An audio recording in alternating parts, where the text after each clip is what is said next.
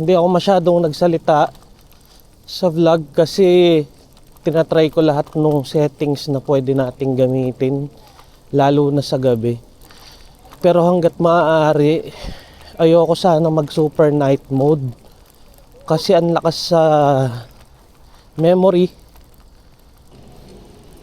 Sa ngayon, fail muna tayo sa 10 kilometers goal natin pagka nagbabike. Ayun, nasabi ko naman na tinatry talaga natin yung settings para sa night videos.